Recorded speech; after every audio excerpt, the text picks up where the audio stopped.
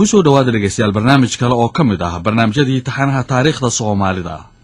waxaana barnaamijkii ugu dambeeyay ay inoo joogtay waqtigii ciidamada Soomaalidu ay ka soo laabteen ee lagu soo jabiyay dagaalkii ay Itoobiya la galeen sanadkii 1977 ilaa 1978 barnaamijkan waxa weeyaan kii 15aad Itoobiya haddaba markii ay dib u qabsatay dhulka ismaamulka Soomaalida dagaalkii 1977 kadib welina ay ka sii socdeen dagaaladii jabhadeynta ahaa ee dhinaca Soomaalidu wada iyo abaara ka dhacay gayigaasi ayaa keenay qaxooti badan oo boqolaal kun gaaraya oo Soomaali dhalashadoodu ay tahay ay ku soo jabaan dhinacii wadanka Soomaaliya gargaarkii raashinka ahaa ee ay bixinayeen hay'adihii samafalka ee reer galbeedku ayaa kaalin muhiim ah isagu ka galay dhaqaalihii dalka waxaana si aad la isugu qabtay tiradii qaxootiga Soomaaliya soo galay xilligaasi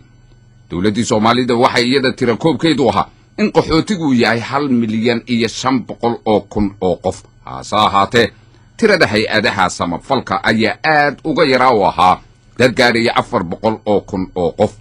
si kastaba ahaatee waxaa markii dambe la isla ogolaaday 800 oo kun oo qof in raashinka lagu bixiyo dhibaatada qaxootiga ka sokow jabkii militariga Soomaaliya ka soo gaaray dagaalkii 1977 ilaa 1978 waxa saameyn xoog ah oo ku yeeshay siyaasadii gudaha ee Soomaaliya waxa aad u lumay is-aaminaadii waxa xoogaysatay qabyaaladii waxaana lumay tayadii iyo daacadnimadii militariga Soomaalidu oo lahaa waxa markaasi koox militariga Soomaalida ka tirsan isku dayeen inay talada la wareegaan kacdoonkaasi oo ay ka dhalatay jabhadii ugu horeysay ee ka hortimaada xukunkii Maxamed Siyaad Barre uu hogaaminayay jabhadaasi sida dhageystayaal haddaba aad ka warqabtaan waxa hoggaankeeda koowaad ahaa Cabdulaahi Yuusuf Axmed madaxweynaha dowlad goboleedka Puntland inta haddaba aynaan u gelin sababihii iyo sidii ay u abuurantay jabhadii la oran jiray SSDF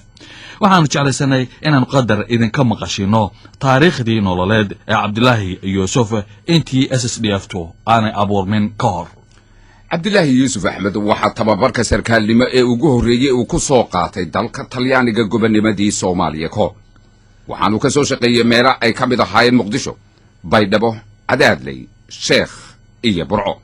hase ahaatee dhacdooyinkii uu goobjoog u ahaa waxa ka mid ahaa afgambigii goboladii waqooyiga la isaga dayay sanadku markuu ahaa 1961 Cabdulaahi waxa xilligaasi madax isagu ka ahaa ciidamadii fadhiyay magaalada Burco isagoo arintaasi aadan nuuxdu looga waramayna waxa uu yiri anigoo dhakhtarka ku jiray inta dhakhtarkii u yimaadeen bay dhakhtarkii igala baxeen meel bay ugu xireen kulligooda nimanka dhalinyar bay ahaayeen oo runtii aanu saaxiibna wada ahayn aniga run bay ii sheegeen Cabdulaahi Koonga afkooda ku hadlayay 7 sarkaal bay ahaayeen oo ay qaar habeenkii sarkaalnimo soo siiyeen kuwa saan haaris ka soo noqday baa jiray oo ay habeenkii yiraahdeen sarkaalnimada xidigihiini iska xidho anqalaab baynu sameeynaa marka adiga run baan ku sheegaynaa anqalaabka saraakiisha dhalinyarada ee reer waqooyi ayaa sameynay waxaan doonaynaa goboladan waqooyiga inaanu u celino 26 Juun xaaladooda siday ahayd gobollo madax bannaan oo dawlad gaar ah qaatay inaan ka dhigno marka kadibna Soomaaliya inay ka wada hadasho koonfur iyo waqooyi israacoodii maxaa laga yeelay adiga dibin ku sheegay saas way yiraahdeen anigu wallahi hadda waxaan ku yiraahdaa Cabdulaahi Koonga u dhigay saad man saaxiib ah waxaan wax idin soconaya Soomaaliya idinka yeeli mayso anigu ma hubo hadir shacabka waqooyi xataa inuu idinka yeelayo niman dhalinyarna waa tihiin ninka dhalinta yarina khaladkiisu waa badan yahay kuriyoon talada ma asiibe khalad bu gala anigu hadda keligay baana koonfur baa liiga soo bedelay halkan idin la jooga nin kale oo sarkaal oo reer koonfureedina markaa ma joogo oo saddex baanu ahayn oo mid fasax buu qaatay oo mid waa maqan yahay saasay ahaayeen idinkuna inta doontaan noqda anigu idin la talinaya ka joogan ilaahay waxa ana ballan baan idin qaadayaayo haddaad waxa ka noqotaan saraakiishii Burco joogtay inqalaabkii kama qayb gelin waxna ma xumayn baan cadayn doona way waqsleen waxay yiraahdeen dhageyso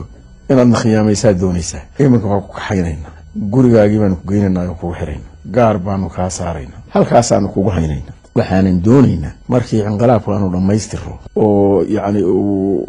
najaxo adiga iyo saraakiisha kale ee reer koonfureedka Hargeysa jooga saraakiisha naga jira koonfur aan isku fiin bedelano yaan doonaynaa biiraahdo waxaan idin la taliy arigo idin la taliy diideen waxa doontaa yaraa ku ka waari waa la igu qaaday oo waa la kaxeeyo guriga aan deganaa oo xerada ciidan militariga Burco dhexdeeda ku taal biigeeya markaas gaariga saareen kadibna markii inqalaabkii fashalay ciidamadii watii la isku bedelay aniga waxa la soo bedelay magaalada yiraahdo Baydhabo hadda ciidankii dhan baa la raray moogta ciidan koonfur laga keenay oo waqooyi la dhigay kii koonfur laga qaaday baa amar leysiyo waxa la yiri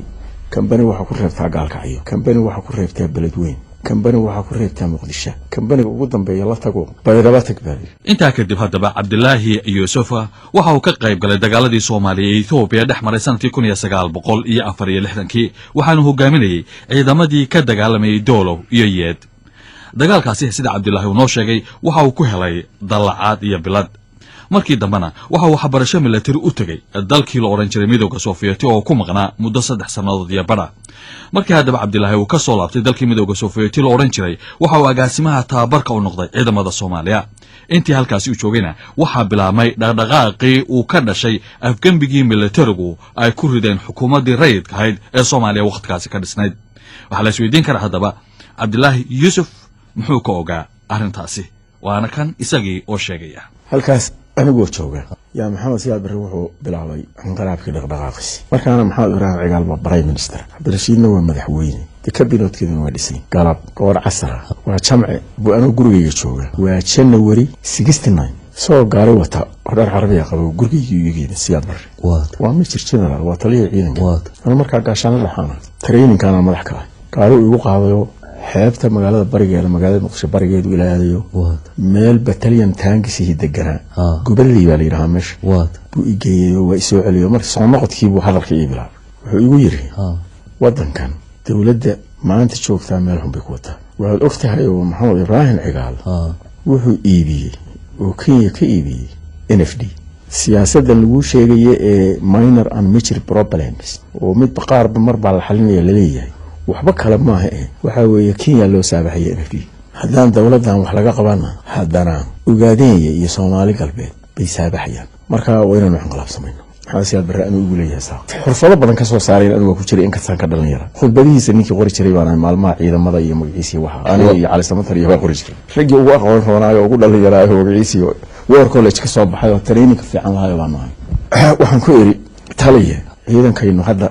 gacanta ku hayno adigu madaxda noogu tahay ciidan yar oo 12 kun oo nina ciidanka waxa loo dhisay waxa weeye Soomaaliya hadii ay khatar gasho oo dibadda laga soo hujumo inuu daafaco armi inuu wanaagsan tahay oo Soomaaliyana uu wanaagsan tahay inaynu ciidankaas ku mintidno inaynu tiradiisa iyo tayadiisa inta siyaadino ciidan Soomaaliya hadii la soo weerar daafici kara ka dhigno siyaasadana cidii siyaasad isku haysata waagi inaga leena ka fursan waaya hal gaari anigu ku talmay anqalaad in yar buu inta iga aamusay wuxuu gaari isaga wada wuxuu igu yiri hadda adigu idan idinka ahayn inay dalka u tarin karta ma aaminsani waan yaabayo waxaan ku yiri anigu reer kala ma hadlin anigu Soomaalina waan kula hadlay marka anaga aad sheegaysa yaad aniga ugu daraysaa waa anaga baan wuxuu waa idinka Maxamuud Saleeman hatta ma jeerteen ma waa idinka waxaan ku yiri anigu Soomaalina waan kula hadlay marka anigu hadeer reerna wax ka sheegi maayo arrin kale aan ku wada laakiin ra'yigayga waan ku sheegaa wala soo cararay gurigayga hortiisa inta idagaygu iga tagi qofka maxamed siyaad barre isqabashadaas qabanay January 69 galabtaas sheekadaas dhex banay maxamed siyaad barre marka anqalaabkii kama tanaasulay waa waday rag badan baan ku diidnay marka oo dhalinyaro ah oo saraakiishi marka dhalinyarada ugu waaweynayda oo groupkayga ah haydiidkii la diri jiray ku jiray nin maxamed nuur baarqab la oran jiray ku jiray cabdulqaadir dheelkii aynaanshay la togtay ku jiray nin xasan gaamuur la yiraahdaa ku jiray niman ugu badnayn waa ragayga markaas laftiin kanaliska ah marka laga reebo gabayre oo isaga raacay wixii iska waqti oo saraakiil dhalinyaro oo aan isaga aqoon oo aan ka hor imaan karin oo meelaha ka soo badbad soo hir waayo badan meelaha markaas unitiski Muqdisho joogay buu u dhiib sheekada baxday rag baa waxay gaarsiiyeen arrintii maxamed ibraahim cigaal محمد إبراهيم عقال الله نحرجته وحو دي محمد سياد بري إنه تبابر دير أو راشيا وديرو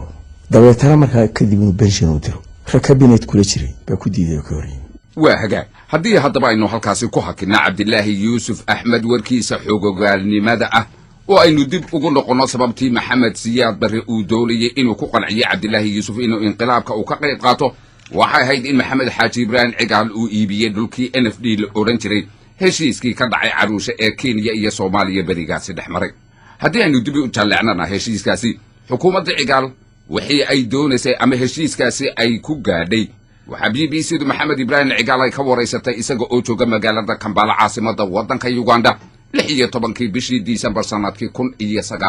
1967 waxaana wareystay wariye markaas ka tirsanaa BBC-da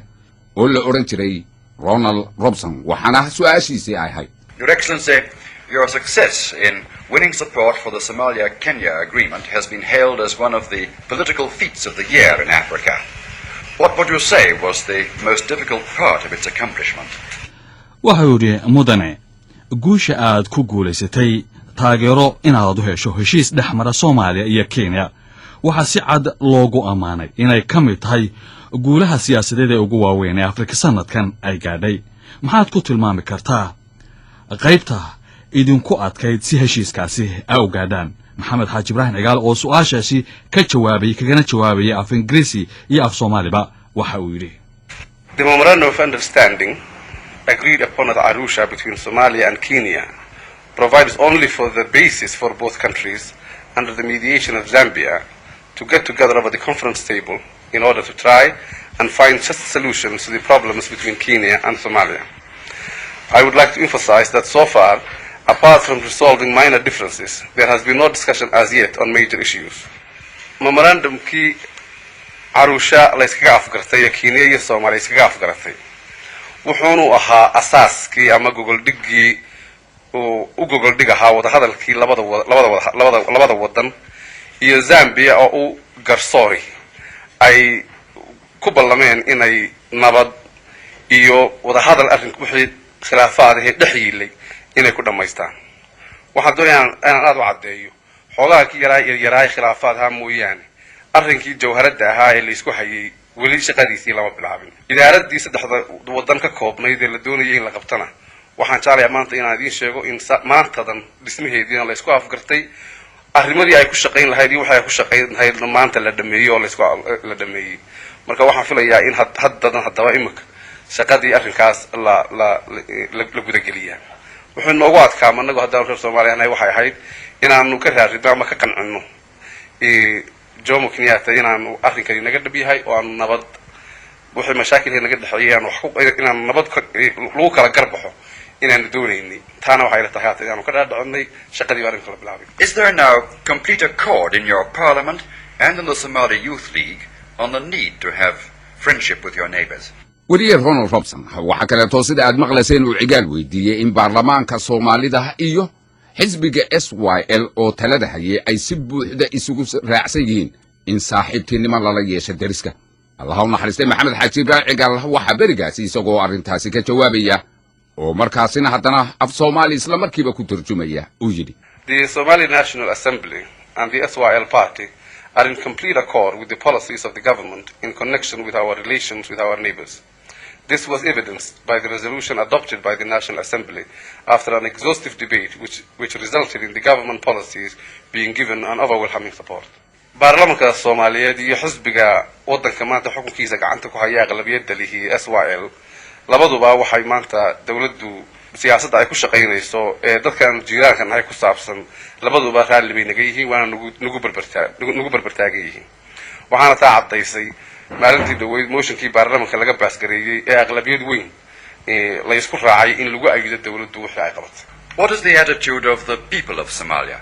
waa maxay aragtida ay dadka Soomaaliyeed ka qabaan arrintaasi ayuu wariyuhu weydiiyay waxaana uu kaga jawaabay Somalia having a working democracy,